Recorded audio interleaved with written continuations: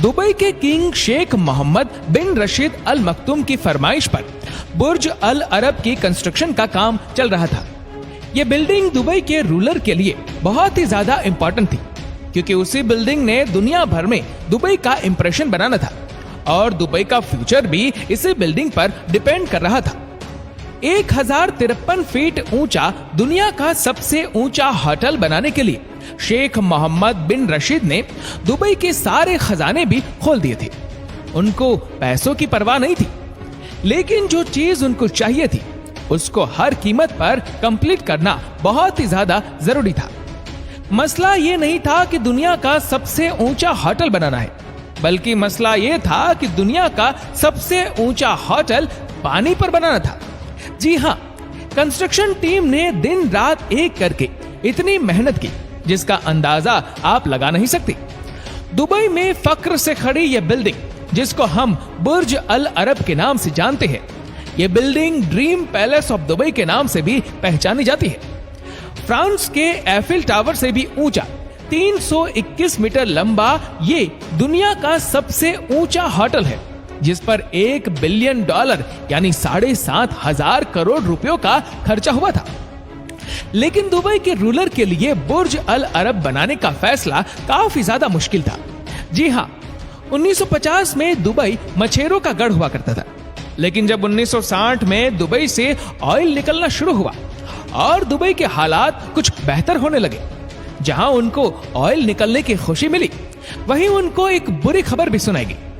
Geologist ने बताया कि दुबई से निकलने वाला तेल सिर्फ 2016 तक ही चल सकेगा, यानी दुबई के पास सिर्फ 2016 तक का टाइम था, जिसके पहले इस प्रोजेक्ट को खत्म करना था। लेकिन यह सब इतना आसान होने वाला नहीं था। एक तो समंदर में ही 7 स्टार लग्जरी होटल बनाना था, और वह भी दुबई की कड़कती गर्मी में। इस प्रोजेक्ट में जो भी इंजीनियरिंग टीम हाथ डालेगी, ये बात तो तय थी कि उनको अपनी लिमिट क्रॉस करनी पड़ेगी, और बिल्कुल ऐसा ही हुआ जैसा सोचा गया था। इंजीनियरिंग टीम को बुर्ज अल अरब की कंस्ट्रक्शन में ऐसे चैलेंज फेस करने पड़े जो उन्होंने इंजीनियरिंग की हिस्ट्री में कभी नहीं देखे थे। चैलेंज नंबर 1, सबसे पहला चैलेंज था शेख को इंप्रेस करने का। यानी दुबई ये प्रोजेक्ट बनवाना तो चाहता था, लेकिन उसके लिए जरूरी था कि कोई ऐसा डिजाइन लेकर आए जो पहली नजर में ही शेख की आंखों में बस जाए। ब्रिटिश आर्किटेक्ट टॉम राइट और उसकी टीम ने यह मुश्किल काम को अंजाम देने के लिए हामी तो भरी, पर उनके पास इतना एक्सपीरियंस नहीं था। टॉम राइट ने इससे पहले इस सिर्फ मामूली स्ट्रक्चर और स्कूल बिल्डिंग के डिजाइन बनाए थे, लेकिन बुर्ज अल अरब का डिजाइन बनाने के लिए उनको अपनी लिमिट भी क्रॉस करनी पड़ी। जी हाँ, वो ये डिजाइन इमेजिन करने के लिए यॉट में बैठकर मंजिल के काफी दूर गए, और तब उन्होंने एक सेलिंग बोट को वहां से गुजरते हुए देखा। टॉम राइट का कहना था कि समंदर से देखने पर वहां मौजूद सेलिंग बोट दूर से ही काफी यूनिक लुक दे रही थी, और यही वजह थी कि उन्होंने ये डिजाइन बनाकर शेख के सामने पेश किया। दुबई के रूलर ने जब यह डिजाइन देखा तो वह बहुत इंप्रेस हुए और उसको फौरन अप्रूव कर लिया। चैलेंज नंबर 2, टॉम राइट को शेख के ऑफिस से डिजाइन का अप्रूवल तो मिल चुका था, और अब बारी थी काम स्टार्ट करने की। लेकिन यही एक और मसले ने उनका रास्ता रोक लिया, क्योंकि डिजाइन के हिसाब से इस आलिशान सीलिंग बोर्ड डिजाइन को पानी के ऊपर होना था, जिसके लिए एक आइलैंड की जरूरत थी, और वह आइलैंड वहां मौजूद नहीं था। कंस्ट्रक्शन टीम अच्छी तरह जानती थी कि नया आइलैंड बनाने में कॉस्ट भी बढ़ेगी, और बुर्ज अल अरब को समंदरी तूफान से खतरा भी होगा। लेकिन इससे भी बड़ा मसला यह था कि इनको 1050 फीट ऊंचा स्ट्रक्चर एक ऐसे आइलैंड पर बनाना था जिसको आज से पहले किसी ने बनाने की कोशिश भी नहीं की थी। 1995 की स्टार्टिंग में आइलैंड बनाने का काम स्टार्ट कर दिया गया। प्रोजेक्ट आर्किटेक्ट साइमन क्रिश इस प्रोजेक्ट को लीड कर रहे थे, और इन्होंने समंदर से 1300 फीट दूर पानी के नीचे पत्थर डलवाना शुरू कर दिया। 5 महीनों की अथाक मेहनत के बाद इस आइलैंड की शक्ल सामने आने लगी। इस आइलैंड को अपने ऊपर 2 लाख टन वजन बर्दाश्त करना था। ये तकरीबन 50,000 एशियन एलिफेंट के वजन के बराबर बनता है। अभी आइलैंड पूरी तरह मुकम्मल ही नहीं हुआ था कि अचानक वही हुआ जिसका सबको डर लगा हुआ था। जी हां, अरेबियन सी में एक समंदरी तूफान ने ओमान और यूनाइटेड अरब एमिरेट्स को अपनी लपेट में ले लिया और साथ ही बुर्ज अल अरब के लिए बनाए गए आइलैंड को भी। खौफनाक समंदर की लहरों ने आइलैंड को हिला दिया, जिसकी वजह से आइलैंड का एक हिस्सा भी टूट गया था। ये खबर दुबई के शाही महल में आग की तरह फैल गई। सबको यही लगने लगा कि जिन तूफानी लहरों ने इस सिर्फ आइलैंड को ही इतना नुकसान पहुंचाया है, वह बाद में बुर्ज अल अरब को कैसे छोड़ेंगे। 5 महीनों की मेहनत और लाखों डॉलर खर्च करने के बाद भी यह ख्वाब अधूरा ही रह जाने का डर था। यह मसला बुर्ज अल अरब की कंस्ट्रक्शन के दौरान खड़ा होने वाला इतना बड़ा मसला था कि इसकी वजह से पूरी कंस्ट्रक्शन का काम होल्ड पर आ गया था। लेकिन चंद महीनों के बाद आइलैंड इंजीनियर माइक मैक्नोलस ने एक आइडिया दिया। माइक का मानना था कि समंदर की लहरों को किसी भी सूरत रोक नहीं सकते, लेकिन उनका जोर हम जरूर कम कर सकते हैं। माइक ने ऐसे होलो कॉन्क्रीट स्लैब तैयार किए जो आइलैंड की दीवारों पर लगाए जाएंगे। जैसे ही लहरों का पानी इन होलो स्लैब्स में घुसेगा तो वो आइलैंड के पत्थरों से टकराने के बजाय होलो स्लैब्स में ही गोल घूम जाएगा। माइक ने आइलैंड के एक 3D मॉडल पर होलो कॉन्क्रीट स्लैब्स लगाए और आर्टिफिशियल लहरों से उनको टेस्ट भी करके दिखाया। हैरत अंगेज तौर पर आइलैंड की दीवारों पर लगने वाला जोर 50% तक कम हो चुका था। यह खबर मिलते ही कंस्ट्रक्शन टीम में एक बार फिर से जान आ गई। Challenge number 3। अब बारी थी फाउंडेशन यानी बुर्ज अल अरब की बुनियाद डालने की। फाउंडेशन डालने के लिए आइलैंड पर 30 मीटर की खुदाई करके एक कोफर डैम बनाया गया। इंजीनियर का प्लान था कि बुर्ज अल अरब की फाउंडेशन सॉलिड स्टील पाइप पर रखी जाएगी। ये सॉलिड स्टील पाइल्स जमीन में मौजूद हार्ड रॉक के अंदर ड्रिल किए जाते हैं ताकि इनके हिलने का कोई सवाल ही पैदा ना हो। लेकिन जमीन में ड्रिलिंग करके 180 मीटर की गहराई तक भी इंजीनियर को कोई सॉलिड रॉक ना मिल सका। यानी जिस जमीन में वह स्टील पाइल्स डालने जा रहे थे वहां रेत के अलावा कुछ नहीं था। फाउंडेशन की बुनियाद सिर्फ रेत पर रखना खतरे से खाली नहीं था।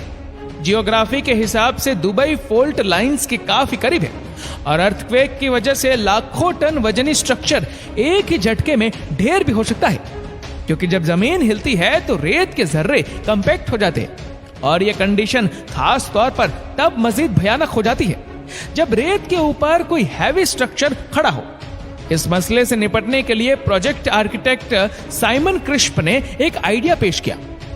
उनका कहना था कि अगर रेत में स्टील पाइल ठोका जाए तो एक वक्त बाद वह अंदर जाना बंद कर देगा, क्योंकि जमीन के अंदर अब ऐसी रेत आ चुकी है जो ऑलरेडी कंप्रेस्ड है। यानी अर्थक्वेक से कंप्रेस्ड सैंड को कोई फर्क नहीं पड़ेगा। इस इफेक्ट को स्किन फ्रिक्शन इफेक्ट भी कहा जाता है। ड्रिलिंग टेस्ट करके चेक किया गया तो इंजीनियर को आइलैंड के नीचे कंप्रेस्ड सैंड मिल गई। बिना किसी इंतजार के 250 स्टील पाइल्स जमीन में डाल दिए गए। यानी पूरे बुर्ज अल अरब का लोड अब इन स्टील पाइल पर रखा जाना था। स्टील पाइप डालने के बाद कंक्रीट डालकर एक सॉलिड फाउंडेशन तैयार कर ली गई। बुर्ज अल अरब की कंस्ट्रक्शन का काम बिल्कुल एंडिंग पर ही था जब दुबई के शेख ने फरमाइश की कि उनको इसमें एक ऐसा रेस्टोरेंट भी चाहिए जो हवा में ही फ्लोट करता दिखाई दे। ये फरमाइश इंजीनियर के गले आ गई, क्योंकि फ्लोटिंग रेस्टोरेंट बनाने के लिए पहले से ही सपोर्ट बनाना जरूरी था। शेख तो फरमाइश करके चले गए।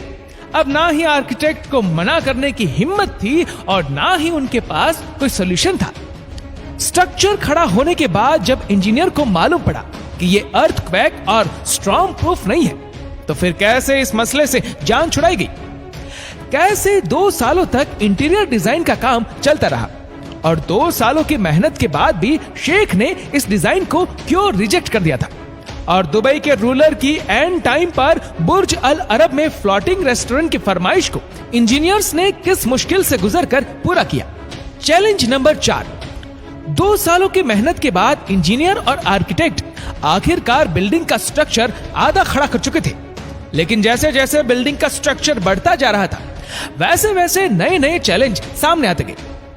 1996 की एंडिंग में बिल्डिंग का कंक्रीट स्ट्रक्चर तो रेडी हो चुका था, लेकिन डिजाइन पूरा करने के लिए और बिल्डिंग को अर्थक्वेक प्रूफ बनाने के लिए एक स्टील स्ट्रक्चर की रिक्वायरमेंट थी, ताकि यह सारा स्ट्रक्चर टाइटली आपस में ही जुड़ा रहे। चीफ आर्किटेक्ट टॉम राइट के डिजाइन की रिक्वायरमेंट पूरी करने के लिए ये डायगोनल स्टील ट्रस बनाने थे। डिजाइन देखने में तो ये बहुत सिंपल लग रहे, लेकिन इनको बनाना एक बहुत ही मुश्किल टास्क था। ये स्टील डायगोनल दुबई से 15 किलोमीटर दूर एक फैक्ट्री में तैयार होना था और इस प्रोजेक्ट को चीफ कॉन्ट्रैक्टर माल्कम मर्फी कर रहे थे। हर एक डायगोनल की लंबाई एयरबस A380 से भी ज्यादा थी और हर एक का वजन 10 रोड रोलर से भी ज्यादा। ये डायगोनल वेल्ड करना तो शायद इतना मुश्किल नहीं था, लेकिन इसको कंस्ट्रक्शन साइट तक ट्रांसपोर्ट करना वाकई बहुत ही डिफिकल्ट साबित हुआ। एक एक डायगोनल को 3 ट्रक्स की सपोर्ट से 15 किलोमीटर दूर कंस्ट्रक्शन साइट पर पहुंचाना था। ये कन्वे इतना बड़ा था कि इसके लिए सारा ट्रैफिक भी रोक लिया गया था। लेकिन जब ये डायगोनल कंस्ट्रक्शन साइट पर पहुंचे तो एक और मुसीबत खड़ी हो गई। Challenge number 5। मसला था कि ये भारी भरकम स्टील डायगोनल 200 मीटर की ऊंचाई तक कैसे चढ़ा जाएंगे। हर एक डायगोनल का वजन 165 टन था, जिनको 200 मीटर की ऊंचाई तक लिफ्ट करना था। जो लिफ्टर्स उनके पास मौजूद थे वो इतना ज्यादा वजन उठाने के काबिल नहीं थे। आखिरकार सिंगापुर से खास लिफ्टिंग बेल्ट मंगाई गई, जिन्होंने ये डायगोनल लिफ्ट किए। डायगोनल को लिफ्ट करके स्टील ब्रैकेट में फिट करना था, लेकिन यहां आकर मामले ने एक नया टर्न मार लिया। जी हां, क्योंकि दुबई का टेम्परेचर पूरे दिन में 15 डिग्री सेंटीग्रेड तक ऊपर नीचे होता है। जब टेम्परेचर बढ़ता है तो स्टील एक्सपांड होता है और टेम्परेचर ड्रॉप की सूरत में स्टील वापस श्रिंक हो जाता है। अगर ये डायगोनल्स फिक्स ब्रैकेट में लगा दिए गए तो एक एक्सपांशन की सूरत में पूरा स्टील स्ट्रक्चर टेंशन में आकर टूट भी सकता है, जिसका खौफनाक नतीजा भी भुगतना पड़ सकता है। आखिरकार ये सॉल्यूशन निकाला गया कि जिस ब्रैकेट में ये डायगोनल फिट होंगे उसमें मौजूद वॉशर को इस तरह डिजाइन किया जाए कि जब डायगोनल एक्सपेंड हो तो वह स्टील के दूसरे स्ट्रक्चर पर टेंशन नहीं डाल सके। इस खास ब्रैकेट को फिजिकल शेप देकर तमाम डायगोनल फिट कर दिए गए। Challenge number 6। अब बुर्ज अल अरब का आउटर स्ट्रक्चर कंप्लीट हो चुका था, लेकिन इसका डिजाइन और स्ट्रक्चर दुबई के मौसम के लिहाज से बिल्कुल नया था। दुबई के साहिल पर कभी कभी ऐसी समुद्री हवाएं भी चलती है जिनकी स्पीड 150 किलोमीटर पर आवर भी जा सकती है। वैसे तो यह स्ट्रक्चर स्ट्रॉन्ग प्रूफ बनाया गया था, लेकिन फिर भी इसको टेस्ट करना जरूरी था। आर्किटेक्ट को जिस चीज का खतरा था उसको वर्टेक्स शेडिंग भी कहा जाता है, जिसमें तेज हवा जब स्ट्रक्चर से टकराती है तो एक वाइब्रेशन पैदा होती है। ये टेस्ट करने के लिए कि बुर्ज अल अरब का एक मॉडल विंड टनल टेस्ट में भेजा गया। वाइंड इंजीनियर वॉकर बटरगेट ने जब टेस्ट किया तो वर्टेक्स शेडिंग का रिजल्ट पॉजिटिव आया। इसका मतलब यह था कि तेज हवाओं के दौरान बुर्ज अल अरब का स्ट्रक्चर वाइब्रेट करेगा, जो खौफनाक सिचुएशन को दावत दे सकता है। वाइंड इंजीनियर ने इसका जो सॉल्यूशन पेश किया उसमें बिल्डिंग का डिजाइन चेंज करना लाजमी था, लेकिन चीफ आर्किटेक्ट टॉम राइट का कहना था कि डिजाइन चेंज करने से बिल्डिंग की खूबसूरती खत्म हो जाएगी। अब कुछ ऐसा करना था जिससे डिजाइन भी चेंज ना हो और वर्टेक्स शेडिंग से भी छुटकारा मिल सके। लेकिन इसका एक और सॉल्यूशन भी था जिससे यह मसला हल किया जा सकता है, और वह था ट्यून्ड मास डैम्पर। जी हां, ट्यून मास डैम्पर एक ऐसा मैकेनिकल सिस्टम होता है जिसमें एक वेट लटक रहा होता है। जब वाइब्रेशन पैदा होने लगती है तो यह सिस्टम खुद वाइब्रेशन एब्जॉर्ब करके स्ट्रक्चर को महफूज रखता है। ऐसे कई मास डैम्पर भी वीक पॉइंट पर लगाकर बुर्ज अल अरब को वर्टेक्स शेडिंग से भी महफूज बना दिया गया। Challenge number 6। अब बुर्ज अल अरब का आउटर स्ट्रक्चर भी कंप्लीट था और विंड टनल टेस्ट भी नेगेटिव आ चुका था, लेकिन जब शेख ने कंस्ट्रक्शन साइट का विजिट किया तो उनको कुछ अधूरा अधूरा लगा। उसके बाद शेख ने जो फरमाइश की वो सुनकर इंजीनियरिंग टीम के होश ही उड़ गए। दुबई के रूलर का कहना था कि उनको बुर्ज अल अरब में एक फ्लोटिंग रेस्टोरेंट भी चाहिए, जहां डिनर करते वक्त ऐसा महसूस हो जैसे समंदर के ऊपर हवा में बैठकर डिनर किया जा रहा है, क्योंकि यह फरमाइश ऐसी थी कि ना तो उसके लिए कोई सपोर्ट बनाई गई थी और ना ही इंजीनियरिंग टीम उसके लिए प्रिपेयर्ड थी। अब कोई ना कोई तो सॉल्यूशन निकालना था। क्योंकि अब ये शेख की फरमाइश का सवाल था। ये फरमाइश पूरी करना आर्किटेक्ट के लिए बहुत मुश्किल था और इस काम को अंजाम देने के लिए आर्किटेक्ट को एक बार फिर से अपने लिमिट्स क्रॉस करनी पड़ी। कई महीनों की मेहनत के बाद आखिरकार एक डिजाइन तैयार किया गया जिसमें बुर्ज अल अरब के कंक्रीट कोर में स्टील ब्रैकेट लगाए गए और फिर उन्हें 10 मोटी बीम्स डाली गई। इन बीम्स के ऊपर लोहे का स्ट्रक्चर बनाकर उसको शीशे से सील किया जाएगा। बुर्ज अल अरब का यह फ्लोटिंग रेस्टोरेंट वाकई इंजीनियरिंग हिस्ट्री के कॉम्प्लेक्स मॉडल्स में से एक है। चैलेंज नंबर 7, बुर्ज अल अरब की खूबसूरती बाहर से ज्यादा उसके इंटीरियर में है। इसी वजह से अब बारी थी कि world class super luxury hotel के इंटीरियर डिजाइन का काम जल्द स्टार्ट किया जाए। लेकिन दुबई का मौसम ऐसा होता है कि जहां की हमें ह्यूमिडिटी 100% तक पहुंच जाती है और टेम्परेचर 50 डिग्री सेंटीग्रेड। अगर बिल्डिंग के अंदर ही ह्यूमिडिटी और टेम्परेचर को कम ना किया गया तो इंटीरियर डिजाइनिंग में शामिल गोल्ड प्लेटिंग और वुड कार्विंग का काम नहीं किया जा सकेगा। इसी वजह से अब तक था इस आलिशान बिल्डिंग को ठंडा करने का। ये साल था 1997 और अब बुर्ज अल अरब को पहली बार सेंट्रल एयर कंडीशन करने का काम शुरू हो गया, जिसके लिए विंडो पैनल लगाकर बिल्डिंग को सील किया गया और सेलिंग बोर्ड के डिजाइन के हिसाब से एक साइड पर आइकॉनिक फैब्रिक वॉल लगाने का काम भी शुरू हो गया। ये फैब्रिक वॉल दुनिया की सबसे बड़ी फैब्रिक वॉल है जो बुर्ज अल अरब के पूरे एक साइड को कवर किए हुए है। इसकी खास बात यह है कि ये सनलाइट को रिफ्लेक्ट करती है, जिससे बिल्डिंग का टेम्परेचर भी कम रहता है। चैलेंज नंबर 8, अब बुर्ज अल अरब इंटीरियर डिजाइन के लिए बिल्कुल रेडी था। इंटीरियर डिजाइनिंग का काम मशहूर डिजाइनर क्योन चू को करना था, जो दुनिया के सबसे पहले नंबर के डिजाइनर है। किंग ऑफ ब्रुनेई के महल भी इसी डिजाइनर ने डिजाइन किए थे।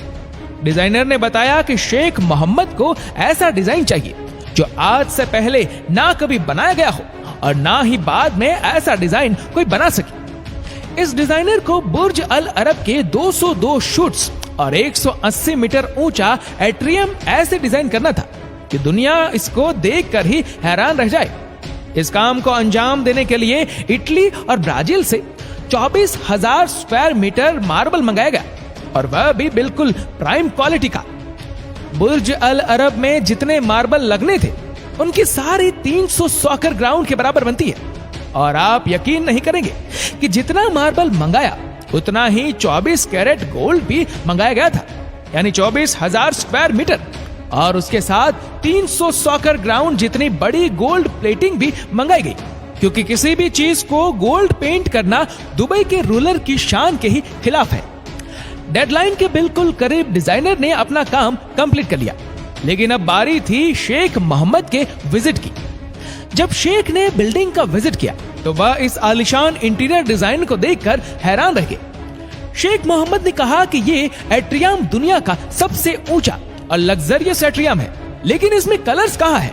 डिजाइनर ने एट्रियम के लिए व्हाइट कलर का चूज किया था, जिसको शेख ने देखते ही रिजेक्ट कर दिया। अब एट्रियम को कलर देने के लिए फैब्रिक वॉल पर लाइट शो इंस्टॉल किया गया, डांसिंग फाउंटेन लगाए गए और मेहमानों के वेलकम के लिए एक आलिशान फिश एक्वेरियम भी सजाया गया। एट्रियम की वॉल्स को कलरफुल बनाने के लिए इसमें रेनबो शेड और गोल्ड प्लेटिंग का काम किया गया और एक बार फिर से शेख को आने की दावत दी गई। इस बार शेख ने पहली फुर्सत में ही डिजाइन अप्रूव कर लिया और ऐसे 1 दिसंबर 1999 बुर्ज अल अरब की यह आइकॉनिक बिल्डिंग कंप्लीट कर ली गई। बुर्ज अल अरब को 7 स्टार रेटिंग ऐसे ही नहीं दी गई, क्योंकि ये होटल दुबई के रूलर ने अपनी पसंद पर बनवाया था। इसी वजह से यहाँ फैसिलिटी भी किसी महल से कम नहीं है। इस आलिशान होटल तक पहुंचने के लिए एक प्राइवेट ब्रिज बना हुआ है, लेकिन यह ऑप्शन सिर्फ उन लोगों के लिए है जो यहाँ बाय रोड आना पसंद करते हैं।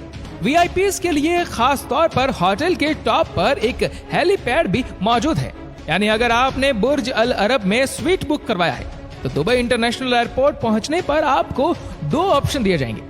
यहाँ तो आप चमकती दमकती प्राइवेट रोल्स रॉयस यूज करें या फिर प्राइवेट हेलीकॉप्टर, जो पूरे दुबई के शानदार नजारे दिखाने के बाद होटल के रूफटॉप पर लैंड होता है और जहां एक टीम वेलकम के लिए पहले से ही मौजूद होती है।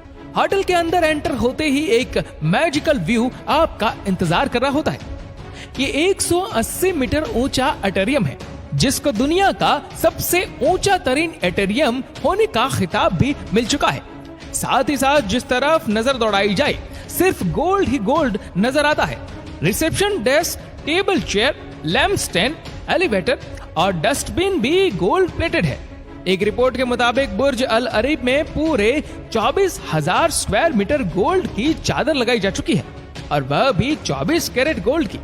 यहाँ आने वाले तमाम गेस्ट को सबसे पहले वेलकम ड्रिंक दी जाती है, और चेक इन कंप्लीट करने के बाद एक प्राइवेट बटलर दे दिया जाता है।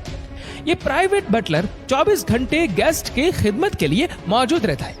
हालांकि दूर से देखा जाए तो ये बिल्डिंग काफी ऊंची दिखाई देती है, लेकिन पूरे बुर्ज अल अरब में सिर्फ 202 स्वीट्स हैं। उसकी वजह यह है कि बुर्ज अल अरब सिर्फ एलिट क्लास के लिए बनाया गया था, और उनको होटल में क्राउड हर किस पसंद नहीं होता। यहाँ के स्वीट्स इतने बड़े हैं कि बटलर को सिर्फ इंट्रोड्यूस करवाने में ही पूरा 1 घंटा लग जाता है। यहाँ का सबसे छोटा स्वीट भी 1800 स्क्वायर फुट का है, जो तकरीबन 3 बेडरूम हाउस के बराबर बनता है। और यहाँ का रॉयल स्वीट तो बुर्ज अल अरब का पूरा 1 फ्लोर ही खा जाता है। जी हाँ, रॉयल स्वीट पूरे 8400 स्क्वायर फुट जितना बड़ा है।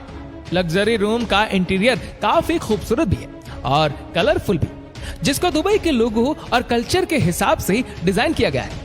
ये सबसे छोटा स्वीट भी डबल स्टोरी है, और यहाँ पर भी गोल्ड का भरपूर इस्तेमाल किया गया है।